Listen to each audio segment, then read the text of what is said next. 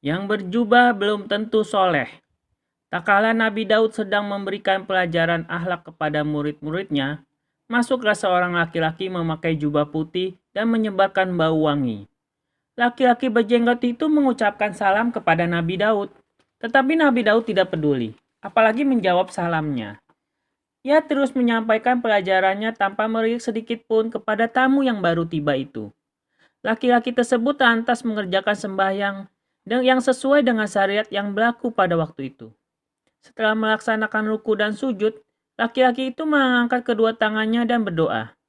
Nabi Daud tetap melanjutkan wejangan-wejangannya tanpa memberi kesempatan kepada tamu itu untuk berkenalan, atau para muridnya mengambil perhatian kepadanya. Semua murid Nabi Daud merasa tidak enak di depan laki-laki asing itu, dan menganggap Nabi Daud tidak memberikan contoh yang baik.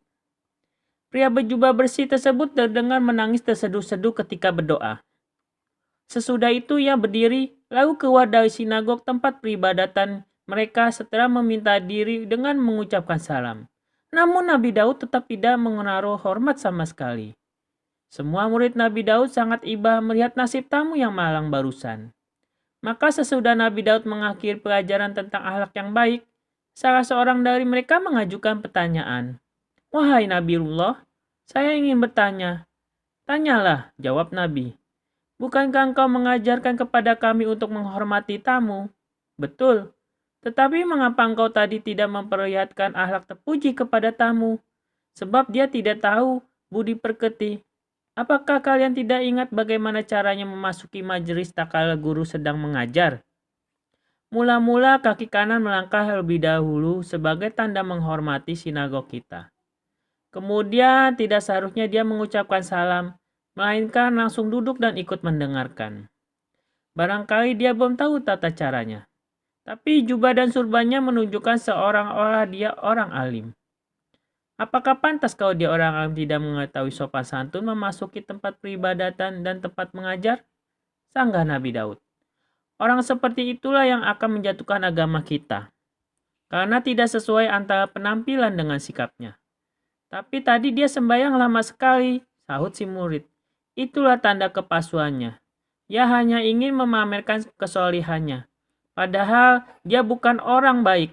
Ia sembahyang buat kita, tidak buat Tuhan. Ia berdoa panjang sambil menangis. Apakah doa yang panjang menjamin keikhlasan? Bukankah Tuhan lebih menyukai doa yang khusyuk dan yakin? Kalau ia ingin menangis, tidak selayaknya di depan kita. Menangislah yang sedih di depan Tuhan ketika sendirian. Dalam sembahyang yang malam pada waktu orang lain tengah lelap dan tidak melihat tangisnya. Wajahnya mulus sekali seperti orang yang ikhlas. Pakaiannya serba putih melambangkan warna hatinya. Apakah ia bukan orang yang takwa? Takwa tidak dilihat dari rupanya, juga tidak dilihat dari pakaiannya.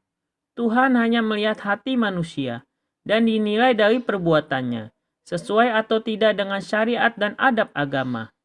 Manusia tidak dihargai dari bungkusnya, melainkan dari isinya dan dari mutu kemanusiaannya.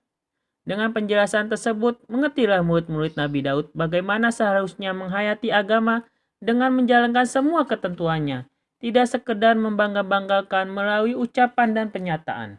Wassalamualaikum warahmatullahi wabarakatuh.